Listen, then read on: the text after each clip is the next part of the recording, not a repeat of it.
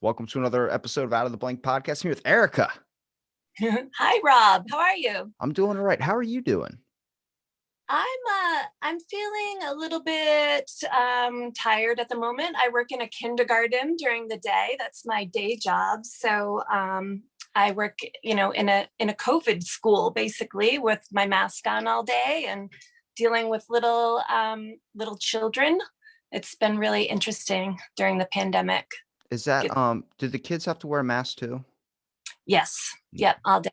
All day. So there's a lot of policing that, making sure that the kids have their masks on and making sure that they're keeping space from one another and things like that. So it's just a whole other, I don't know, it's a whole weird universe out there. I know we were all thinking like, especially with the pandemic, like how is this going to be that? But I didn't even think about like I was driving by my old like elementary school that my nephew goes to now, and the line for dropping off your kid, they have to test each car individual. I was like, oh my God, I remember my dad complaining, like dropping me off, like, oh, it's taking forever. I'm like, now it's like double the long process. I'm like, ooh. Yeah. Some parents don't allow their kids to go on the bus. It's like, COVID paranoia kind of, but yeah, it's strange. We'll get past it. I know it's got to be like draining to deal with that too. I know when I work a front desk service job at a gym, so it's like that's the main place people think, oh, that's where COVID just lies dormant. I'm like, it's not that bad, but people get, whether you got to do a mask policy, you got to do all this, and I understand it. I just like we're all looking for something, trying to find something out of this. We're all looking for, especially a relaxing something after a very long day. I mean, I come home, I want Yeah. to lay down half the time. Yeah, that's what that's would be my MO usually. Oh, I live right by the Amtrak, so trains going by right now. Can you hear that? I can't. I hear the brakes. That's all right. That's got to be fun. And that's also got to be annoying. And probably your first week, you were like, this is amazing. I can hear the I've been train. here. I've been here for over 10 years now, so I often don't even really hear it. But since I started doing recordings in this room here, when the train goes by, you can't help but hear it. It's so loud, and it kind of shakes the building too I sometimes. I know you mentioned the TV thing. Now, what exactly do you mean by TV? Are we talking about like yoga? No, it's EXO TV. So it's not really like broadcast television, but there's this thing called EXO TV that I sort of got invited to be a part of. And so I have my channel out there where I've been kind of uploading my tarot readings onto. And it's basically, it can be a streaming platform. It's kind of an up and coming thing. They're trying to get musicians to have channels out there so that musicians can stream their events or do like pay-per-view events and things like that. So it's called EXO TV. You know, And they're that's going to be the new platform for everything. Sooner or later, it's all going to be online. Does that make it difficult though? Because I'm a fan of tarot readings or tarot. I always call it tarot.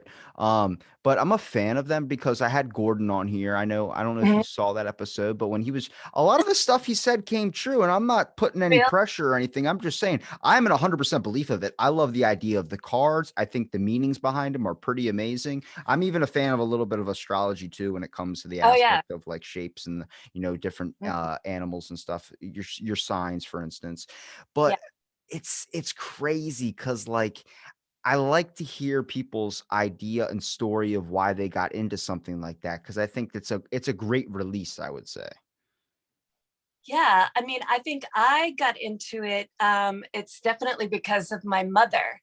When I was a little girl, my mother was reading tarot cards, and it actually used to terrify me. Like I would get, like I'd be scared, and I wouldn't know what was going on, and it would kind of freak me out.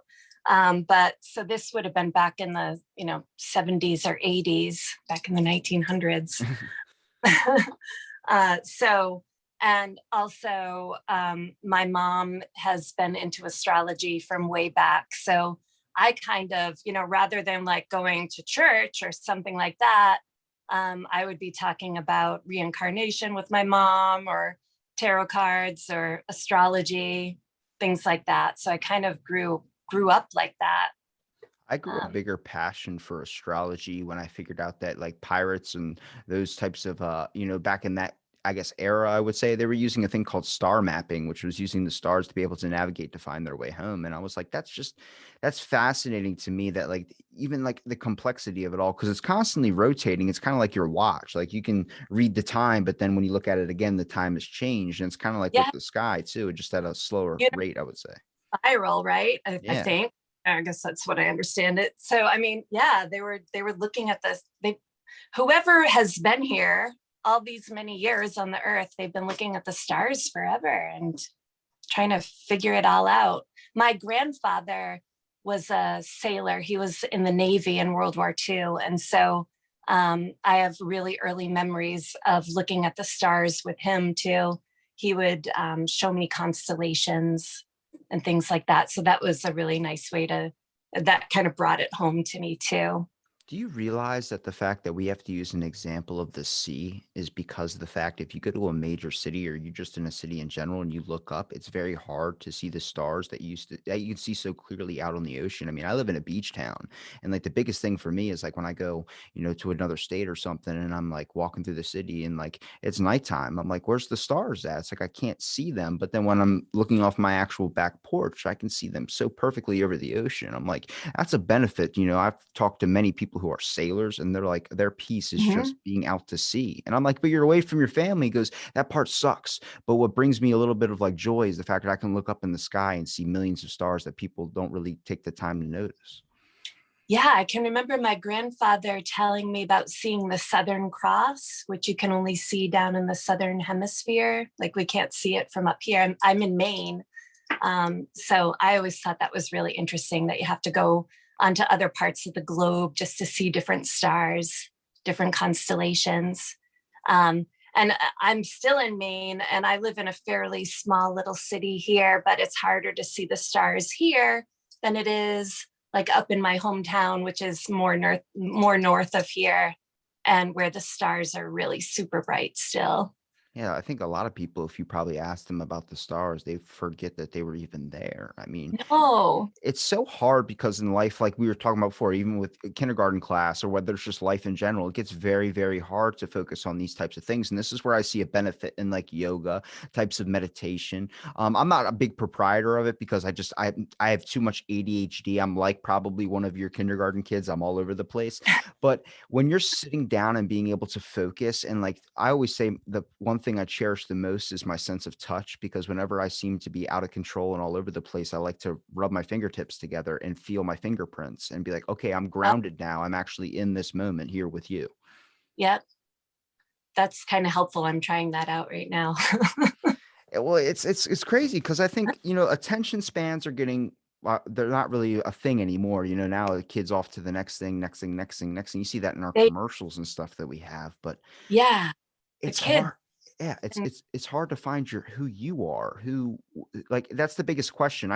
I'll be honest, I lie awake in the middle of the night wondering who I am. It's a very, very deep and very, very, it can hit you in a moment or it could never hit you. Hopefully it hits you sooner rather than later.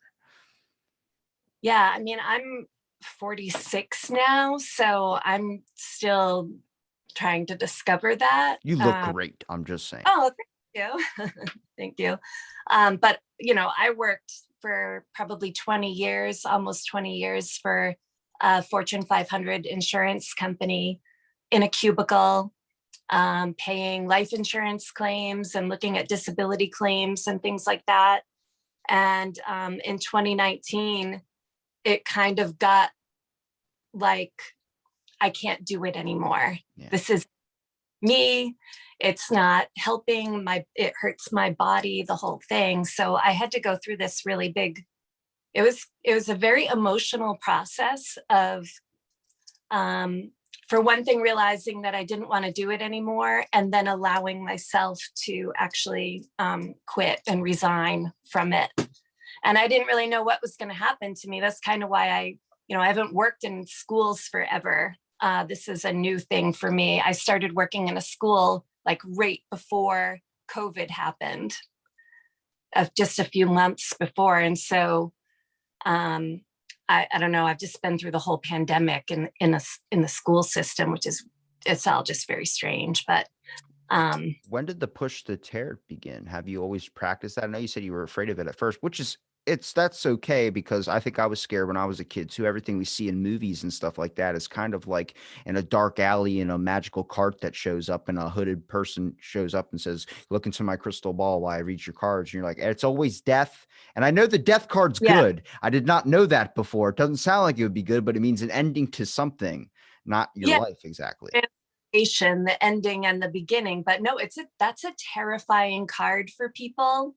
And that's when I do read cards for people, it's like, we're just gonna take it one at a time. I've got these like gypsy oracle cards too that I use sometimes. And, there's a coffin and the widower and, really like intense symbols. And Can I see one of them? Because I know that people pick out the type of deck they like based on what draws them kind of into it a little bit too, like designs on it, whatever it looks. I yeah. want to kind of see what your style is. Well, okay. So let's see. Well, there's the standard, oh, actually, look, there's the standard Rider Waite, and I don't know what cards Gord used for you, but speaking of that death card, here it is. It's the Grim Reaper. It's so much like when you're playing like the actual card games, like we know with the kings and the queens and the jacks, like a Yep. normal deck of cards. Yep.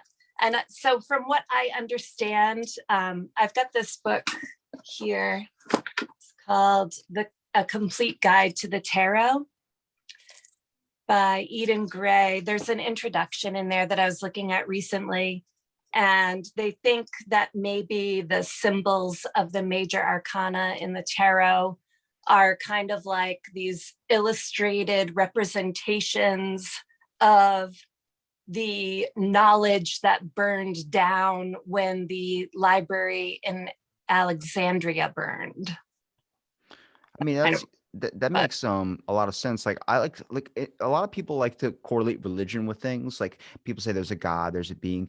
What in my mind, the only thing I can rationalize, I mean, because I understand it all, and if I'm whatever somebody wants to believe, but the four horsemen to me seem like the most realistic things that we come across on a daily basis. Like you come across war, you come across conflicts in your everyday life, you come across a struggle to get food sometimes too, depending on where you're at, and that to me seems like the closest interaction the humankind has really had. Maybe some people have spiritual experiences like that, but that's the one I'm like, I believe in an energy in the universe. You put good things out, something will happen. Like I was looking for a new place, and then this dude I knew forever at the gym I work at, he goes, "Hey man," he goes, "I was listening to your podcast. If you want to talk to some of the people, I'm in a real estate business." I'm like, "You're in a real estate business?" And he's like, "Yeah." And I'm like, dude, I need a place. He's like, "I'll hook you up. And if you get one of my wow, guys in your podcast." I'm like, "Dude, that that, works out."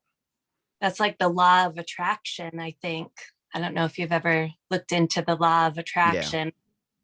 Um, that's what I've been trying to work with probably over the last year or so. And you asked, why, when I sort of got into the tarot thing, it was kind of like I've always picked them up off and on throughout life. And I've had various decks and things like that. I've given some away. I've had some given to me.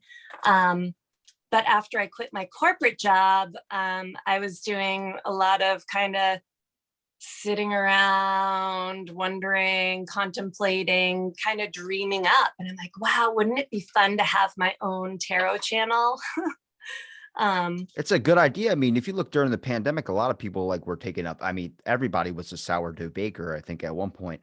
I Um, was, I still- but even with baking bread, there are people like I mean, doing tarot card reads and studying that seems a way better idea than like my buddy was taking videos of just throwing cheese slices on people. So I'm like, I mean, yeah, find your niche, right?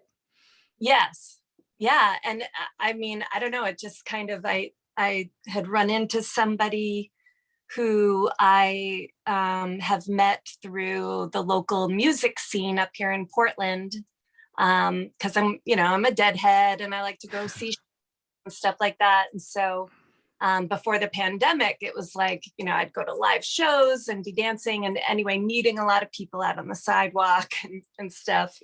And, one of these people, his name's Greg Martens, he used to be like roommates with one of the Allman Brothers and stuff like that. But anyway, he's got like connections. It's like, Erica, I'm working on this thing called XOTV. We're going to do this thing, why don't you, join us? And I was kind of like shocked, and so since then I've been winging it. Now, are you reading cards for people over like like kind of like how we're doing, or but are you doing it live in front of a lot of people, or is it just one-on-one sessions? I've really only done a couple one-on-one sessions with people. It's mostly been what I've been doing is live recordings. I've been doing them on Facebook, just with my friends and family watching basically. And then what I've been able to do is upload them onto XOTV. But I'm so new at it all that I need to start figuring out. I need to become more comfortable with like just looking at the camera and doing shorter videos and not having like the live interaction, because I do enjoy that. When I read the cards and I've got people watching and they can make comments and stuff like that.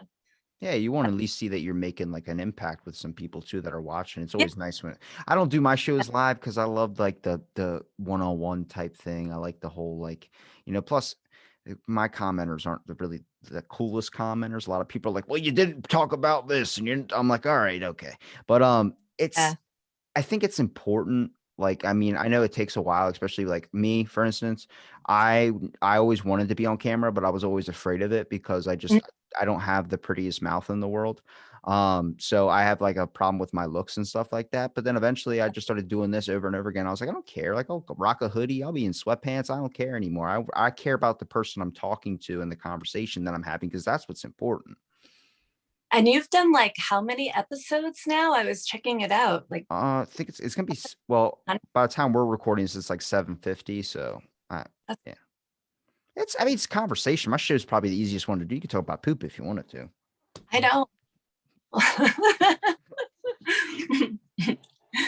But would you say that when you're doing a tarot card reading, for instance, like Gordon, he was talking about like he gets a sense and gets a feel. Is that how do you typically like do you feel out an energy of the person? Like is it something like Yeah, that?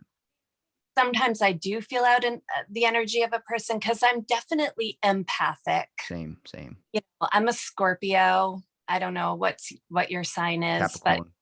you're a Capricorn. Oh, okay. I'm a Capricorn rising. But I have a lot of Scorpio in my chart, and I have always been one where if I walk into a room, I can kind of tell what the mood is. You can tell if things are tense, you can tell if people are happy or whatever. And so, I'm just like that. I had someone told me I was an empath, which I already kind of knew. It's kind of in my family a little bit. Just Yeah. being able to do like crazy things that I can't explain.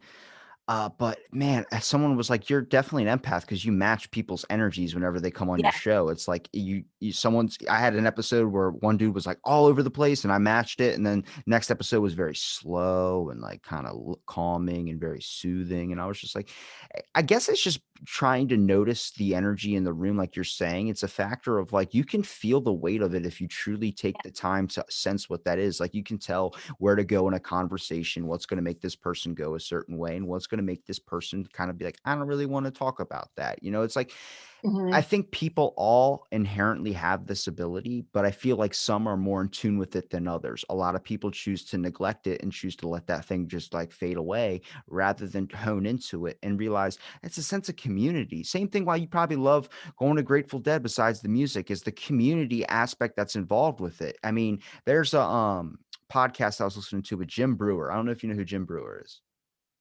He was with Dave Chappelle and Half Baked. He was like the stoner guy. Oh, okay. I'm really bad at popular culture. Like it's so. Oh, but he was talking about how his friend of his was basically pronounced brain dead, and then somehow, like, they ended a doctor came in and ended up fixing him, mostly to the parts where he's able to like talk and he's able to function above the waist. He cannot walk anymore. So he's sitting in front of a wheelchair and he sees Metallica and he's like, I want to go to that. And she's like, all right, you've had a really hard go at it. Let's go take you to Metallica. We're going to go see Metallica. Mhm. And there's a thing called Metallica family, which is the fans treat you just like you're one of your family.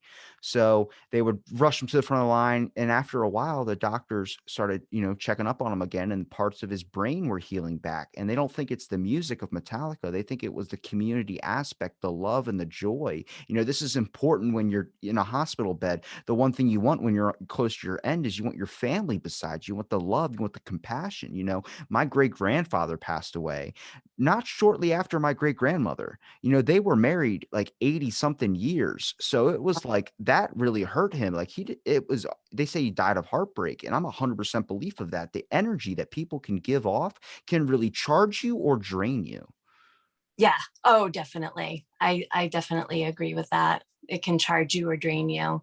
And I think definitely some people are more empathic than others. What I see in the school system is, you can kind of like, there are some kids that don't seem to have any empathy, which is scary. And so it seems to be a big range of Do it. do you Um, think that's a development thing? Like maybe the kids aren't just conscious of it because kids are just like, they're not really conscious of a lot of things. Like they're kind of like the simplest things, like one thing uh, on their mind type. whole thing, there's a buzzword. It's called social emotional learning. And so with these younger kids, we actually have to work with them sometimes just to even be able to identify basic feelings. Like, how am I feeling today? Am I in the green zone, which is happy, or am I in the red zone, which is angry? Or am I in the blue zone, which is tired? Just even giving them the language to be able to talk about it. Where was that when I was in school? I got locked in a room for throwing a dinosaur at a kid. Did Were you locked in a room Yeah. in school? Yeah. I see my school, I guess back when I was going into school, they didn't really understand what ADHD was. So they just Yep. thought I was like mentally challenged a little bit. So they put Okay. me in this room. And I remember I had a buddy of mine, I would explain this room and he took the words right out of my mouth on a podcast episode. It's episode with Jared Johnson. And I was talking about this room, like this small, like white room. And this is back before the age of cell phone. They put a piece of paper in front of me and they just keep me in this room with a little window that was in the door and you could look in and see the kid. And I remember I switched schools. And as I was leaving this school, they would have this other kid in there as well. And this kid was actually mentally challenged and he would like scream, bang up against the walls, throw himself up against the side of the walls and stuff. And as I was describing this scenario, this kid I had on my podcast took the words right out of my mouth and he goes, dude, that was my brother that you just described. He goes, he was locked in that room. He is mentally challenged. And I was like, so it's a legit room. I was not just making it up. It's not a movie thing. This school actually did that. I was put in a room and I had to stare at a white piece of paper. That's why I like the education system is getting better now. It is getting better. And as you're saying that, I'm getting chills because I grew up with a sister who had Cornelia de Lange syndrome, which is a pretty severe form of mental retardation or whatever. And she started school in the mid 1970s. And she had not much language. She wasn't able to express herself very much, and some pretty big kind of behavioral issues. And she also got put in a room, like a closet type of room. Um, and so, I know going through life, my mom fought a lot of battles there in order to, fight for my sister's rights. And now I'm in the school system myself and I see a lot of the special education system, and it's definitely come a long way. um, but I can also say that we still have some rooms where kids go into so that they can calm down, Yeah. like the padded rooms. It's very, very like from when I was in school to where it is now, I look at it like I look at my nephew. I get a little teary eyed about it too, because the concept of like I have major empathy for people a lot, but I'm not even mad at the school district or education system. I just want them to find a better way than because the issue with society in the world is when something that you can't explain or can't handle is to isolate it or get rid of it. And I'm like, that's not the answer anymore. We got to find a way to deal with it. Everyone is experiencing some type of trauma that is leading them to that point, whether it's home issues, whether it's something, or whether they just have something that they can't, they have to funnel their energy out another way. For me, I had ADHD. Give me an extra 30 minutes of recess. The next thing you know, I was able Yeah. to sit down and pay attention. Yeah, and you would probably get something like that now because we have a lot of kids that they can earn breaks. If they do 30 minutes of work, they earn a 5-minute break where they can walk around outside and go, throw a ball around or whatever. It just takes a lot of staff. And I think the problem with schools these days is it's really hard to find enough people to work with the kids that all need the help. And particularly with COVID now, and kids have been learning remotely and stuff like that. There's so much need out there and not enough people to do the work. And so I'm sure it gets frustrating for parents and stuff too. But I mean, there's a lot of work to be done out there. Yeah, I know. I saw an article that kind of got me a little upset because it said Zoom kids or kids that are staying home and learning from I guess home. They talked about how ADHD, they're diagnosing it more now, and I'm like, that's not ADHD. That's a kid that's in his house that's talking to something when he's staring at a 55-inch TV that has Netflix on it. I'm like, it's Oh, I think the thing is, it's got a long way to come, but it's gone a great distance so far, and I just don't want that process to stop. I read an article about them doing meditation in school, and I was like, especially in kindergarten and stuff, you would be like, is it necessary there? I'm like, back in pre-K, I had nap time. They don't have really nap time anymore. They go to school less. They go home earlier, sure. But what about when he's there? Like they need that little bit of a break, even if they're there for 4 hours, if they're there for 5 hours. That's a lot for someone to sit and soak up information. I've had days when I was in third grade, fourth grade, fifth grade, and I've heard a speech from a teacher, and I've just even now, I physically feel drained sometimes when I'm getting so much information shoved into my head. I'm like, yeah. emphasize with the kid there a little bit. Yeah, we do. They're called motor breaks now, and everybody can get up and do a dance or, we do practice like deep breaths sometimes. I think there's an issue. Um, was it your podcast I was listening to where you couldn't call it yoga or something like in a school? It might have been your show that I was listening to that was saying that. But yeah, I mean, we try to get the kids through the day as best as possible. It probably Realize, was my show now that I I think think it about it. was. I think I Yeah, said, don't call it yoga, call it something else. I don't know. Yoga just has this weird, like, connotation to me. It means something completely different than I think what a lot of people do, which I understand it's a form yeah, of meditation. But like, if you tell a kid, hey, we're going to do relaxation or we're going to do inner peace time, it's like, what's that? And then the kids freaking sounds mystical. Make it like Doctor Strange. It makes it more fun for children. right. Pee-wee's Playhouse knew that. Make a lot of jokes and a lot of noises and confetti, and you will get the kids hooked. Absolutely. I watched Pee Wee's Playhouse back in the day. I mean, I have two teenage sons. I have a 13-year-old who will be a freshman in high school, and then I have a 17-year-old who will be a senior. And I am so worried about both of them just in terms of the way this past year of school has gone and being uh, not able to spend time with their peers, and having way less time at school and things like that. I don't know.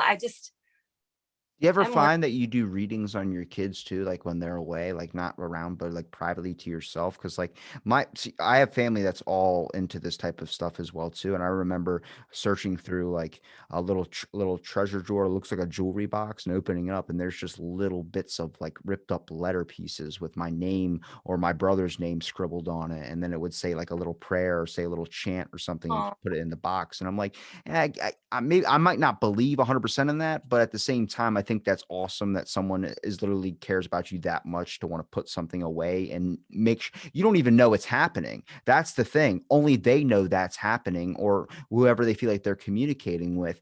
But it's like it's very heartwarming to know that that type of, like, people can go that far to be like, I don't even need the credit. I just want to know that you're okay. Yeah, I mean, I would call that, I mean, I don't know that I kind of, it sounds a little bit like a magic spell with the broken up pieces of Tell me it's a paper. hex? It's a hex? No, I'm not saying Okay. that, a magic spell. It could be, and I don't really, um, I wouldn't say that I do that with my kids, but I definitely pray for them. And I feel like prayer is a form of magic because it puts the intention out there for the, you know, for the protection or whatever it is that you're praying for. And I really like, I had a great grandmother who lived to be 100.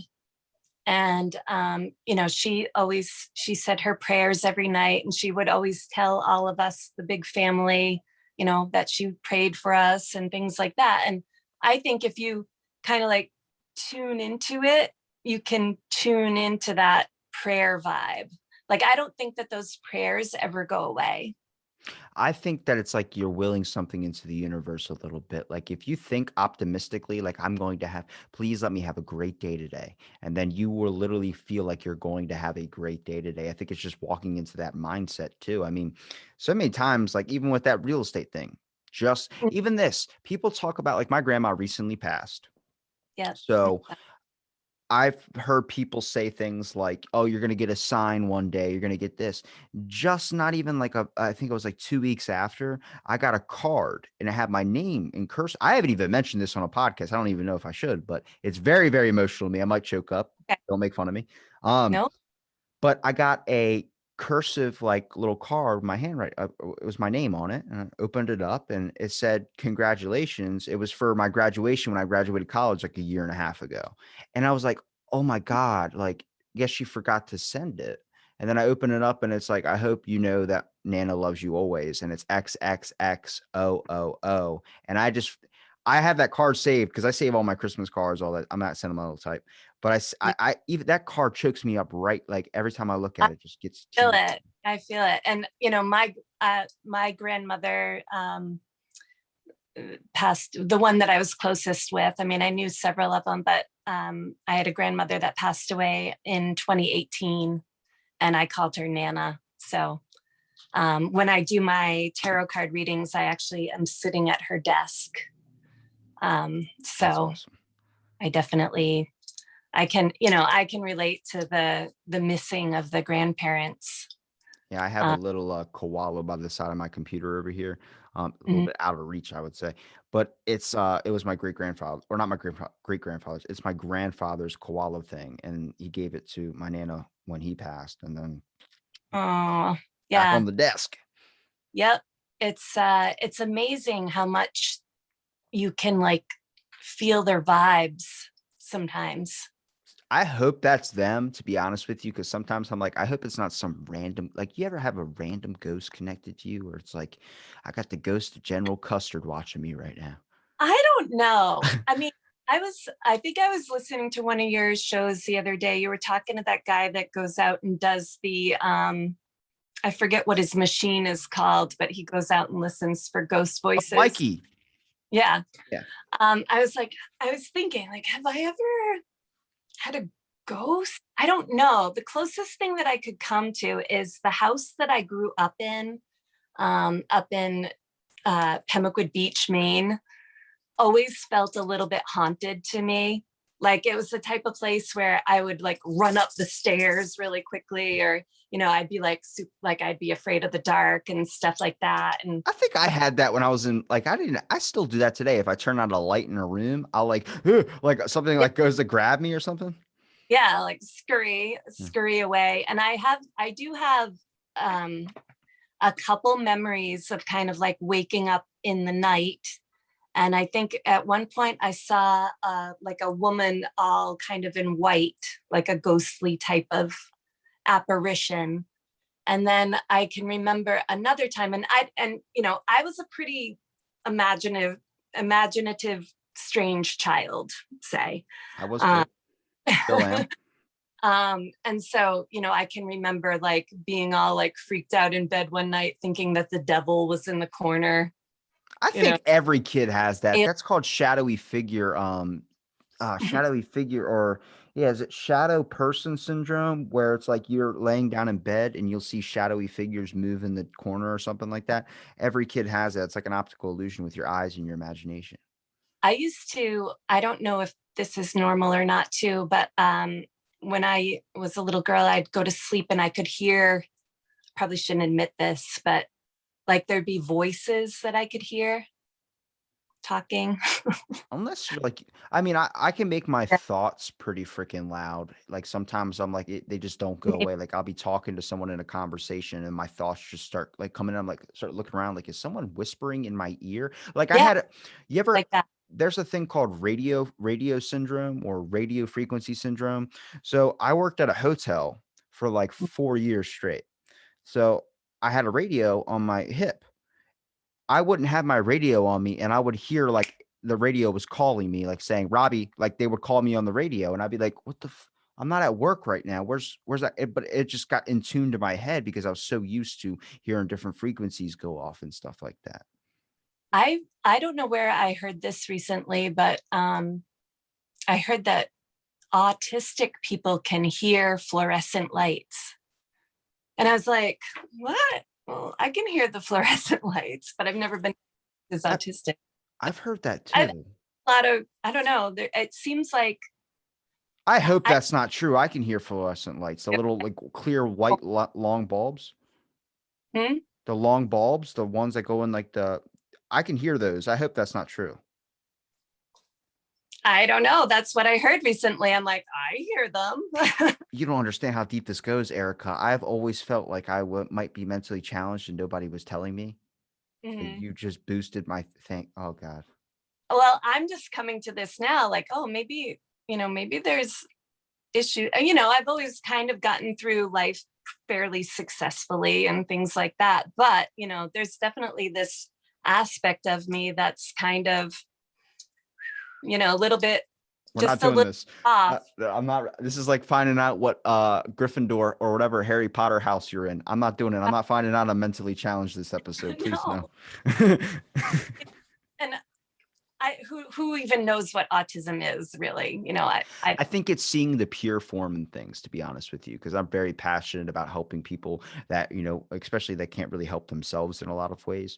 yeah. Um, there I come across a lot, and it's always getting a job at a shopping cart or doing something at Food Line that's pushing a shopping cart, like the worst jobs nobody wants to do. And I'm like, there's got to be a better scenario. I've seen beautiful things from idiot savants, is what they call it.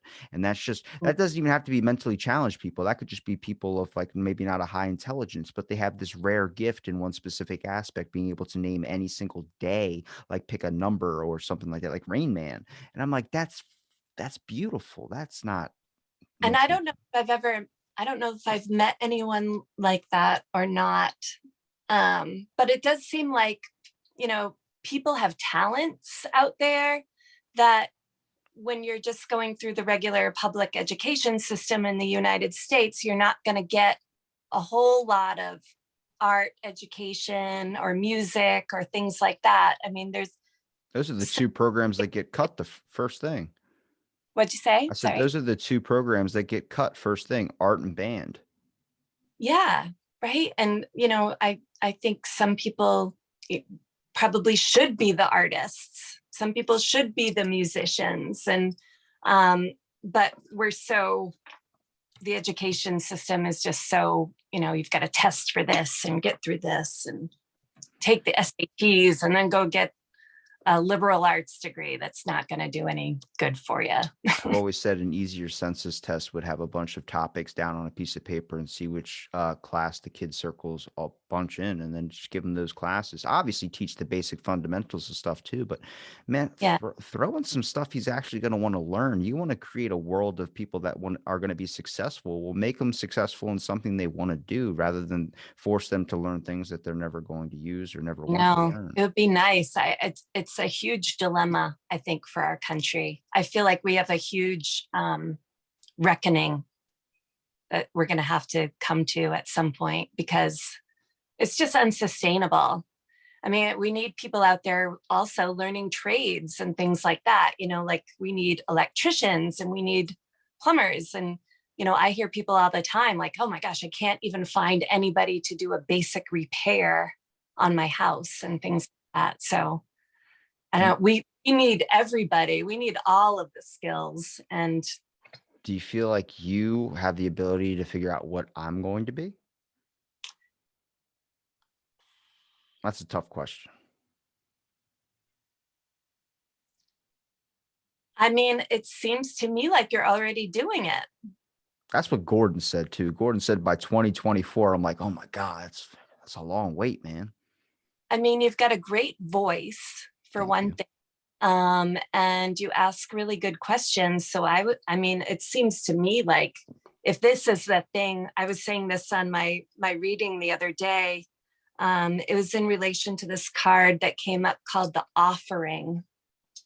And it's like, what do you offer to the world? And my thought on it was, well, the best thing that you can offer is that thing that makes your heart burst, kind of. So if Oh no, this, you're talking about like the Grinch, right? The whole heart right, expand. Okay, when you say heart bursting, a lot of people are like from the movie Alien, where the alien rips out of the thing's chest. oh, not like that. Yeah, or like the grin. Yeah, I'm very like, I get like buzzy sensations in my body and stuff like that. So when I say that, I can like feel it, like the Yeah, tingling and stuff like that. I wanted to say too, that level, when you're thinking about prayer and your grandparents and stuff like that, I think what I've learned is that the heart chakra right here is the level of the angels, kind of, not the archangels, but our regular angels. And so when you are thinking of your loved ones, they your should heart, flutter. yeah. And when you are thinking about your loved ones that have passed and the prayer and things like that, it's on that level that you can connect with your angels pretty It well. explains why whenever I talk about it, I start to tear up a little bit. Yeah, because it's, I mean, it's the emotional center.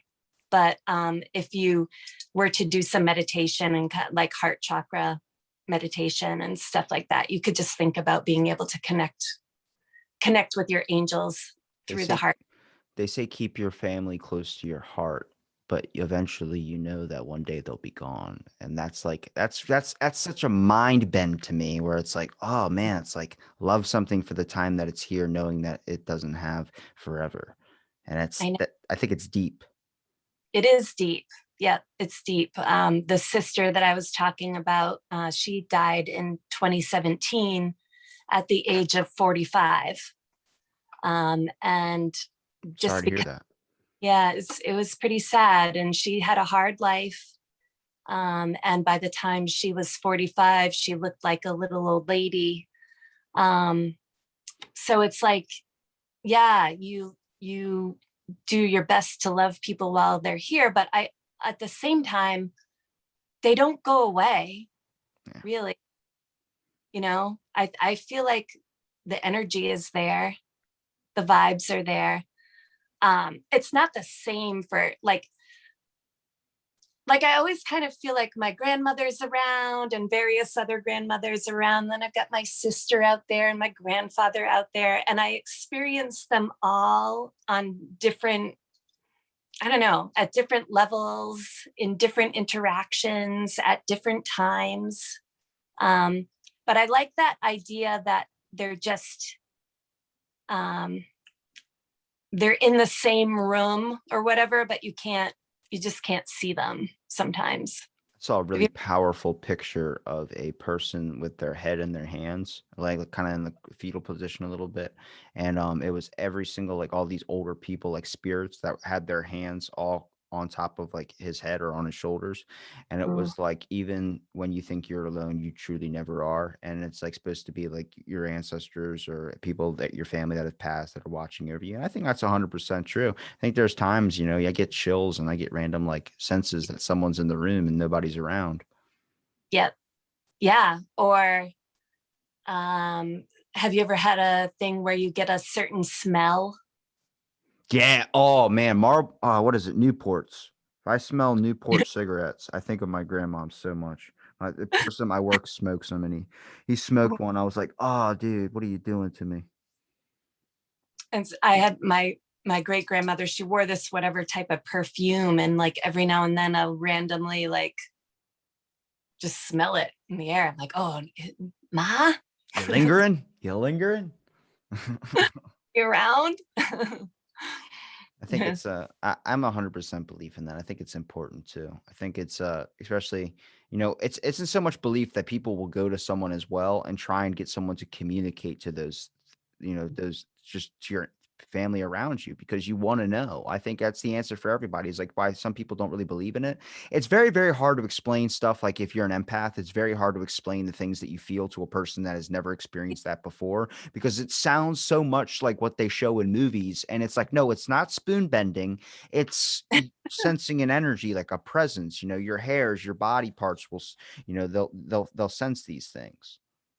Yeah, your body like physically reacts to whatever it is that you're experiencing. And it gets exhausting too. I mean, I think that's probably in a lot of ways that's the thing about I love about the whole Grateful Dead scene is that there's so many empaths in that particular community, and the songs are all pretty positive and stuff like that, and so it becomes like a group empathy. And I really feel like people's level of telepathy is increasing. Yeah, I think eventually I've been saying it for a couple episodes now that like probably 100 years from now, we can probably develop another form of evolution a little bit too. But we're forcing so much technology into our heads. We're trying to speed up the process. I'm like, let it happen naturally. That's something that evolution's going to do its thing. Us Yeah, forcing that to happen, it's not going to go proper. It's going to mess with it. And I think we just all need to find a better harmony or in tune with each other. it's going to be hard. I mean, how do we escape from the technology that's all around us? I think we're going to see a pushback for sure. I know it's advancing pretty fast, but cancel culture started out pretty huge and it's been growing and growing. But we're starting to see a little bit of a pushback, and I'm like, it's just the start.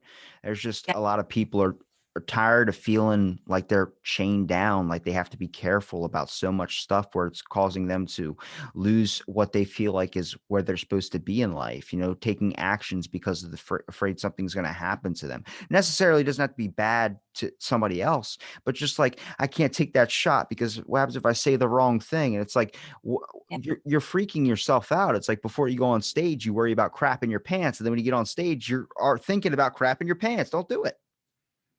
yeah. It's I when you said the chain, I think you said chains or whatever.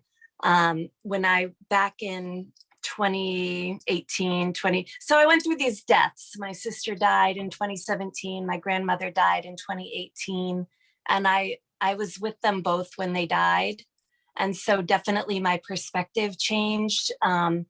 But anyway, when I was considering leaving my corporate job, I went through this whole um, basically a body meditation where just one day I was like, oh my gosh, I'm not going to be a slave anymore. And I don't mean any disrespect to, any, um, I know what you mean. you know what I mean?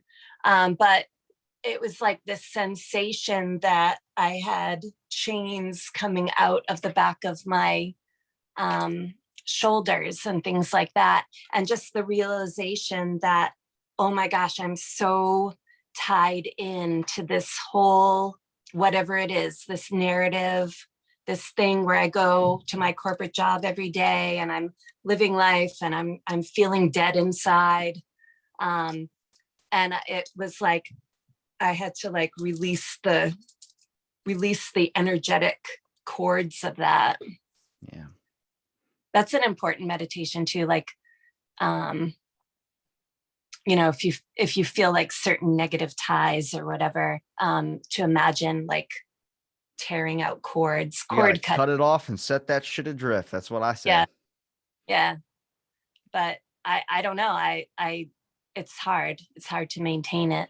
Yeah, it's definitely hard to keep positive, and everything's kind of telling you to be a little bit negative and stuff. But I I think it's time the world's going to heal a little bit. I think people are starting. I think right now it's just an over dramatic reaction to a lot of things. People are very, very passionate and care about people initially and inherently about each other, but they're doing it in the wrong way, which is we need action now, and it's kind of like this long haul. Like it's kind of like the tortoise and the hare. Like you have to work where you can. Let's start fixing the judicial system. Let's take a look at that. Let's take a look at cops. Let's take a look at a bunch of different things. Not have your hand in multiple different cookie jars, because then it's like half progress on everything. If a kid studies math 100%, he's going to be neglecting in the other areas, but then he just moves on to those areas. Instead, you're doing math, reading, science, all these at once, and then the kid's taking a little bit from each rather than just working on one till it's complete, working on the next task till it's complete.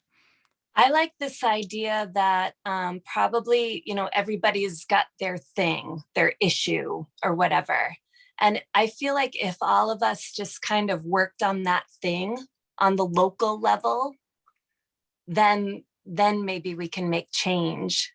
You know, like everybody's got to start making some steps towards change in their own environment.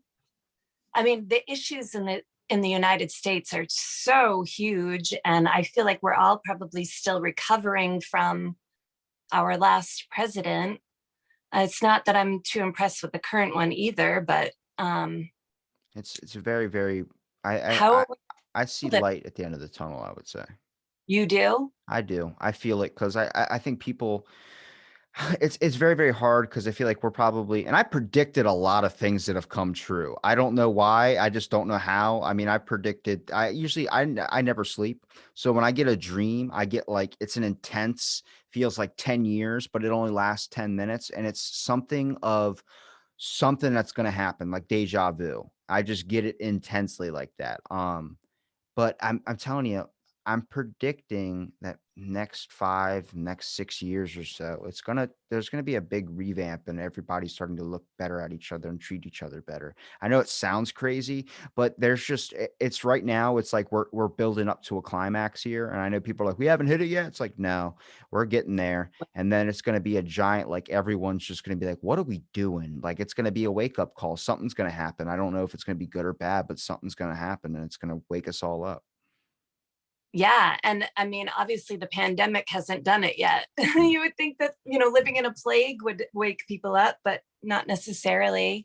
It's like I being in mean, a near-death accident. I was in a jet ski accident, and almost killed me, and for 2 weeks, I loved life. I thought life was the most beautiful thing in the world, and then it goes away. Same thing, pandemic, first 2 weeks, everybody's like, "I'll care for you. Do you need me to get groceries?" And then next it went to, "Put your fucking mask on." yeah. Or don't make me put a mask on, or oh God, people. They're Like it's interesting. a moral argument, isn't it? Like they just it's basic ethics kind of, but Now, and before we go down this giant rabbit hole, do you feel up to giving me a tarot card reading? I don't wanna force it.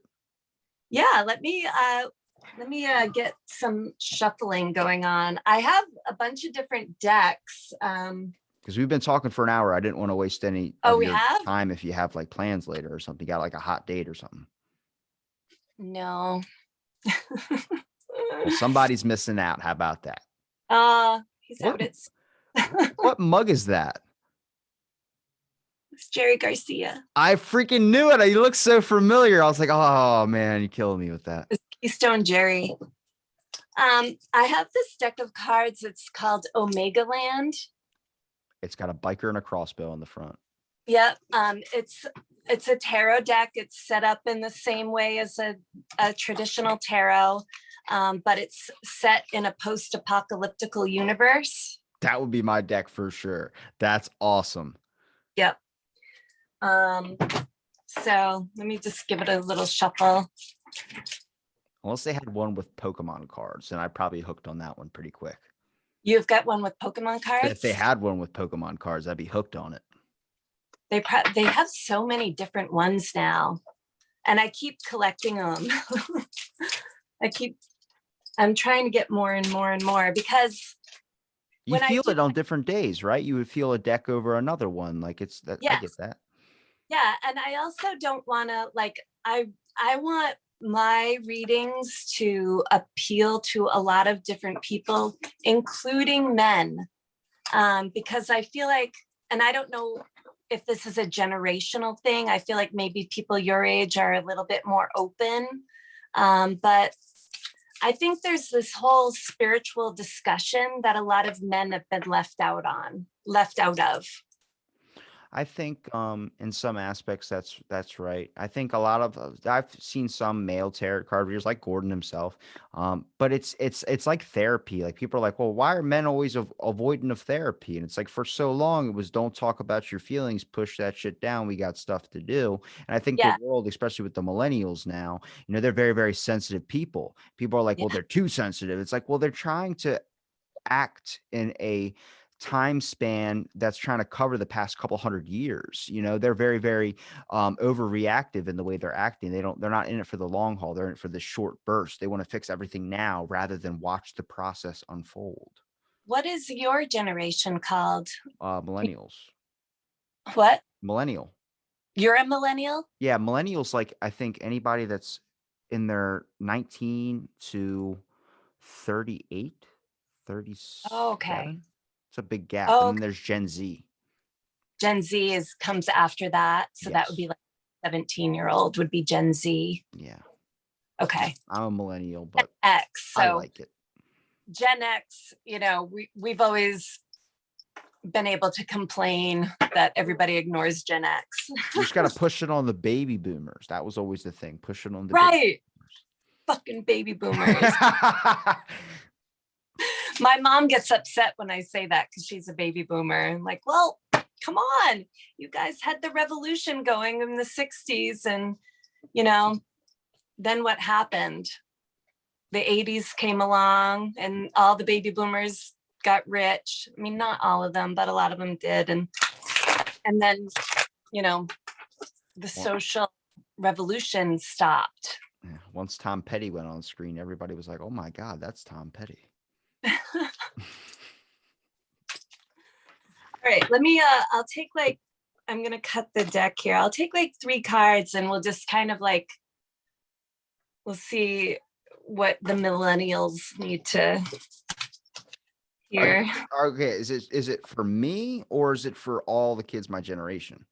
I'm gonna say millennials. Ooh. Death card, death card, death card, death card. It's the 5 of Wands.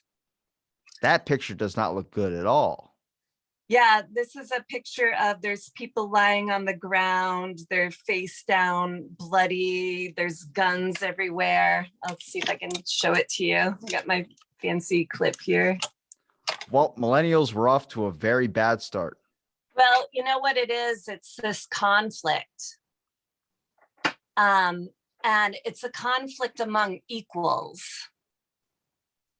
Yeah, And we are tearing each other apart more than we're helping each other out. right. And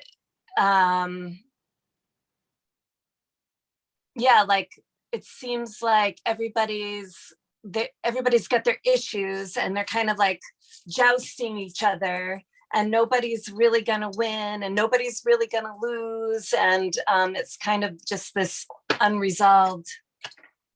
It's literally a snake eating its own tail. Kind of. All right, I'll take a couple more. Poor millennials. I don't know. We'll be okay. We got boba tea. Boba tea. Okay, the King of Wands. This is interesting. That one looks better. I like that. Yeah, he's a good guy, right? He looks like a stand-up citizen. Swords that came out. So this 5 of Wands, I mean, it's this picture of conflict. And like I said, it's kind of a conflict among equals. And not much good is going to come of it. This particular Omega Land deck is pretty cool. There's a little guidebook and it's written in the first person. So every now and then I like to read it just because it gives you a little snippet of what they mean here. So what this little book says here is keep your head down, your eyes open, and your back covered. The skirmish you see here was not an easy one, but these guys kept at it. Doesn't mean their side didn't suffer any losses, though. And the key word is struggle. Oh, I think we've all been experiencing that one. Well, and I think millennials are struggling. I mean, what is it? Your generation has the least amount of money of anybody in America right now, right? Yeah. The boomers being, the richest, probably Gen X after that. Millennials have zero savings, very little ability to buy a house, right? I mean, I have a savings and I barely have the ability to buy a house. It's $2,000 for a 1-bedroom place here a month. Like that's not, I mean, that's not enough. Yeah. That's a lot. It's horrible. I mean, I don't own a house either. I'm a renter. I used to have a house. Good. Rent. I'd rather rent. I've seen so many people lose their homes. I'm like, that just seems like, but you want to build a mortgage. I'm good. I'm going to rent. Yeah. No, yeah. Like, no, thank you. I don't need that. It's like, that old version of the American dream is just not. It needs to be adapted. Yes, it does. So I would say this is the millennial struggle here. And you guys, I don't think you've got it easy. I think every generation has had its thing, but I think this one right now is just a bit of a conflict in a different manner, which is a conflict within itself. It's people looking at things and being exposed to too much information, which is due to social media. But the government, none of that stuff, none of that crazy stuff where like I'll talk to my parents, for instance, and I'll be like, did you see this? And they're like, where'd you read that? That's Times. That's this, that's that. I'm like, no, it's on the news. Like, this is actual stuff that's happening. That can't be our government. I'm like, you guys didn't look into it. And now the kids have information on their cell phone. They could spend 1 o'clock in the morning Googling things or looking up things, and they go down this thing and they find this. Yeah. It's there. I think like the reality that say my father and stepmother are living in, watching CNN and cable television is extremely different than the reality that my 13-year-old son is living in as he is connected to his gaming friends all day. It's the differences in technology, the differences in the news information that people get. It's just complete disconnect, it seems to me. It's too much exposure. It makes me sad. I worry. I'm worried. But so we got the King of Wands that comes up next. Cletus. Cletus. It looks like a Cletus. Oh, he does. Yeah. So wands represent the fire energy. He would be like a good guy. He's like an ally. Kind of reminds me of you with that like white sweatshirt going on there. And the microphone could be the gun or whatever that he's holding. What is it? Yeah. The wands in this deck are represented by guns. That would be the biggest weapon for a lot of millennials, is the fact that we have a recording or we have some type of device to be able to impact on the social media and influence a lot of decisions. Yeah, think about that. It is. It's interesting. That's an interesting perspective. The weapons are different. Better than the fortune cookie I got on my birthday's New Year's Eve. So I had a fortune cookie to start off the new year. And it was like the shadows of the past are the predictors of the future. I was like, that's not happy at all. That is an omen. That is a death omen.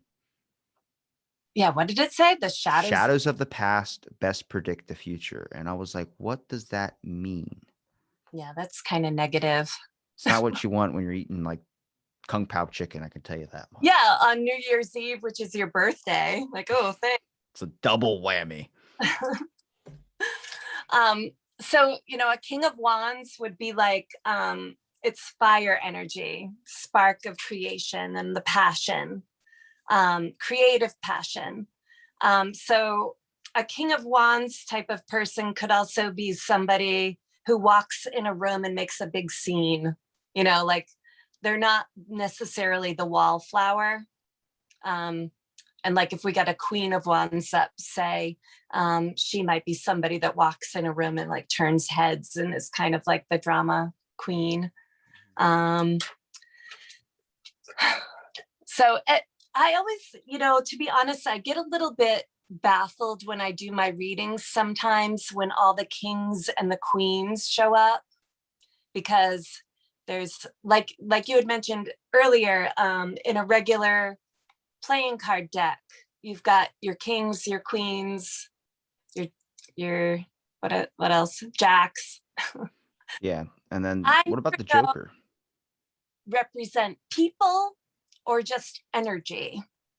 And so, I would never look at this card and be like, oh, that's your cousin Fred. He's going to come to visit you and you're going to go out and, get lobster or something like that. Like, Yeah, the deck kind of seems to have an overall meaning, not just based on like it's not specific details of a person, more like a sense of what's going on, such as like one person with a gun, for instance, is seen as like a protector or a person that can help lead something. So that could be just looking for a symbol such as peace or such as something that can end a conflict that's going on or a struggle, as we saw in the card before.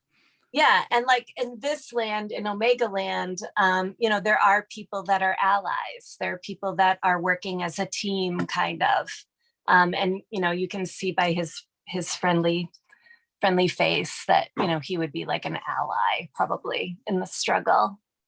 I kind of see it as you probably overall, but Don't put that on me. That's a hex. no, it isn't. No.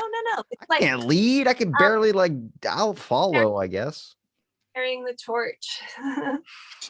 Bearing the torch. Okay, and then we got the Two of Swords. I'll put that up there. That looks like a fire had started in a mall. I gotta look at it. It's a guy. He's got a crossbow. So yeah, he's holding crossbow. In this deck, the swords are crossbows. And he's kind of like in this city looking overpass. There's graffiti. And he's got a choice. He's either going to go up here or he's going to go over here. And the Two of Swords in a typical like Rider-Waite deck, it's that picture of the woman and she's got two swords crossing her eyes. And it's this card of having to make a decision, going one way or another. But to leave the fight and then also run into the fight, kind of like if you're going to go into the fight to help out, or are you going to save yourself and leave the rest to damnation, I would say. So it's like you're looking at it as like, that's a very pool decision. It's kind of like a fork in the road. Yeah. Yes. Like he's at a fork in the road. And so, Two of Swords in general kind of just represents that energy of having to make a decision, maybe not being overly willing to make it, because typically like the person that you would see on the card has like a covering over her eyes and stuff like that. What's the basic decision most people have in their life is that your heart leads with emotion and your brain leads with thought. Thought's going to tell you to try your best to keep yourself alive when your heart tells you try your best to save the people around you. Yeah. There, at least for most people, I would say, but that's a tough one. Swords represent the air energy. So it's the mental and intellectual energy. So it was interesting that you said, do you lead with your head or your heart? This might represent kind of a decision that has to be made with the head, or I don't know, some intuition there. Maybe there's intuition pointing you in a certain direction, but I mean, if you saw like a fire happening, you see someone's house burning down, someone's stuck inside, your brain's going to tell you to call 911, or even if fire's already on the way, you're going to sit and watch, and because you're not prepared to deal with the situation. But if you listen to your heart should tell you to go in there and do something or try their best to help, in any way possible. I think your brain keeps you alive in many forms, but your heart can, like, for me, I'm 100%. Even if we just met, Erica, I would take a bullet for you just on the concept of Oh, I see myself as a person that is in that, like, I've been around, like was working at my gym. I saw a dude die right in front of me and they brought him back. But it's those decisions. What are you going to do? And I did what I said I was always going to do. I was going to help out in a situation like that. I think very few people have that. I think they get appointed to be EMTs. Also, if you kind of have like a low self-worth of yourself, like I kind of do, I tend to want to help or push myself in front of the pain of others when not trying to be a good person here, just on the aspect of that's probably my straight shot to heaven if there is one. So I'm like, fingers crossed. yeah, that's it. Oh, I mean, I think your communication skills are pretty excellent. So I say appreciate it. keep going with it. Keep doing it. Now, Do is you know this is anything else about your astrological chart other than being a Capricorn? I I just saw the goat slash fish and I was like, that's awesome. I love that. Yeah. Do you know what time you were born? 11 You don't have to tell me. 46 p.m. Okay, so you could actually you could run an astrological chart, and then you could talk about, well, I'm a Capricorn sun, but my moon is in That always Sagittarius. freaks me out. I just want to be a Capricorn. I don't care about sun or moon. I just want to know What if I was a fish. a Capricorn statement too. I just want to be a Capricorn. I just want people to be people. Oh, Capricorn's an earth sign, and you know, they're it's the 10th sign of the zodiac. So um they're known as like the bosses of the group, kind of. I don't know. I, Interesting.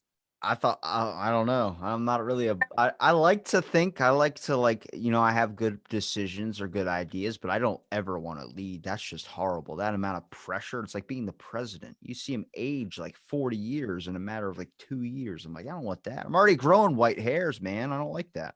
Yep. Well, and the other thing that they say about Capricorns is they grow younger as they grow older. I So already have a baby face. How bad can it get? well, were you called an old soul when you were a kid? I'm still called an old soul. Yeah. So, you might have had these, I don't know, pressures or something that you kind of took on or whatever as I a aged child. quickly. But yeah, and you might find as you get older that maybe some of that will lighten up. I hope so. Oh my Okay, God. about Capricorns. I mean, I'm Capricorn rising, and I am definitely a late bloomer. Like I'm way younger mentally now than I was when I was 33, say. You definitely have like uh, you can correct me if I'm wrong here, but my sense of like these talking with you, there is definitely like high energy there. Like you're definitely very like, like to be funny, like to have like these like, like you like to have fun, but there's also a bit of a, like I would say a heaviness on you as well too. Like there's probably times that you really, you're not in the best of moods. You kind of want to be left alone a little bit as well I too. I think at heart, I'm kind of an introvert, but I do love my extroverted moments. But they require recovery time. Like I said, you know, people can be draining. That happens sometimes. yeah. But I mean, get me around some live music and stuff like that, and I'm gonna hoot and holler and God only knows what. Now, are we doing one more card? Do you want to? Yeah, let's do one more. Come on, we got to end on at least. One more? I'm feeling the death That means card, man. you want it? Oh, really? Okay, I got to think about this. What card do I want to do? Don't let me influence you. An You do your oracle thing. card. Want to do an oracle card? Yeah, let's do that. Okay. Has an I've got eagle on the front. this deck of shamanic medicine cards, and I call them my psychic allies. I'm gonna send you my shaman episode. You got to listen to that one. Really? Yeah, I'll She was listen. speaking to JFK. She was speaking to Walt Disney. She was speaking to a bunch of stuff, and I'm just like, I had so many questions. When I do my tarot card readings for my little show now, I'm trying to do like oracle cards and all sorts of different tarot cards, and then I try to like. Have you tried sticking to a night? Like have like tonight be tarot night, then one be oracle night. I like to combine them all, and then I use the oracle cards to kind of what's the word? Help describe the energy of the tarot cards. I can often draw conclusions and parallels between different oracle cards that come out compared to tarot cards and things like that. Which one do you feel like a stronger pull with, I would say? Well, I mean, the tarot cards you need the tarot cards because they tell the story of the hero's journey, basically, with the major arcana, like the first 22 cards. I used to listen to Joseph Campbell, the mythologist. Yeah. He, some of his classes that he did at Harvard or whatever back in the 60s or whatever, they used to be on Spotify. I don't know if they are anymore, but he did this whole thing on tarot cards and like lined it up to the hero's journey. So starting with the Fool card, like when Luke Skywalker, leaves the home planet, he's the Fool, and then it like the progression of it all. So I think the tarot cards help give that narrative, that kind of like overarching arc. The oracle cards kind of end up presenting more symbols and things like that you can look at. Okay, tell me when to stop. Stop. Ooh. Your face was so excited. I was like, I picked a winner, and then it's a lollipop. That's not bad, unless it's a Tootsie Pop. Rattle. It's a rattle. What do you mean it's a rattle? I see a snake's tail, and then I see a lollipop on the inside. I know. I thought it was a rattlesnake, but it's like a baby rattle or something like that. Oh my God. Am I going to be a dad? I freaking hope not. Yeah, there is a snake right here. So it must be like the rattlesnake. And then there's a rattle here. And it says disperse. And I'm all excited because I have a rattle and I'm going to rattle it for you if I can find it here. Hold on. Where is it? Jesus, don't tell me I'm going to be a dad. That's the worst news of my entire life. I think it's the key word under here is disperse. And so I'm thinking what it might mean is that you make this rattling sound in order to disperse energy. So if there's some probably like more negative energy around you or whatever, you could use a rattle to help neutralize the energy. You're kind of rattling with those wristbands. Yeah. Okay, I'll just consult the book here because I don't have all these cards memorized or anything like that. But if you did, that would be surprising because that's a lot of cards to memorize. Yeah, I mean, I've pretty much got a handle on the tarot cards. There's still some that always manage to trip me up, and I don't know why, but yeah, with the different. So, okay. It says the rattle appears to scatter the illusions of your conscious mind. As you shake this sacred shamanic instrument, its high tones resonate in your head and the upper parts of your body, clearing your mind and planting seeds of purity. And let's see what else it says. Way deeper than my fortune cookie. Yeah. Okay. To the shaman, rattle embodies the sacred forces of the cosmos through its sounds. masculine and feminine structure, the seeds within, and its connection to trance. That's interesting. You have spread yourself too thin, and Rattle asks you to shake things up. You have a destiny to fulfill, to sustain the order of existence. As you step up to the challenge, work with Rattle to invoke the medicine of your power animals and assistance from the spirit world. Create sacred space and direct energy and prayers with intention as you work with Rattle to spread healing to the world. That's deep. That is deep. I'm gonna have to marinate on that one for a little bit. That's an interesting card. Yeah, it says, let's see. Rattle will help you disperse any lower energies that are preventing you from walking your chosen path. Tune in to the healing high frequency pitch of Rattle to connect to this instrument's shamanic power. I know people listening to my past episodes are like, that hits me on a T, because I talk about like sometimes I'll drive like late at night wondering where I need to go in life. And then I look up at like a hotel building, for instance, because there's a lot of them in my town. And I'll just look and I'll see one light in the top corner, a light in or two in the middle, and then I'll see one at the way bottom. And I'm like, are those the people that are like, there are people that are up at night and just constantly think like creatives? Are those sprinkled into the life or whatever? So I just start to question things. Yeah, you're definitely a questioner. It's best to have questions than answers. Am I right? Did that come with the cards? No. My mom gave this to me. It's a Jamaican baby rattle. It's beautiful. Yeah, it's pretty cool. I think it's made out of a gourd or something like that, but I use it on my show every now and then to like. That's awesome. Sound. Sound. I use bells too. Sounds like reindeer. Yep. It helps neutralize energy, and it can be protective.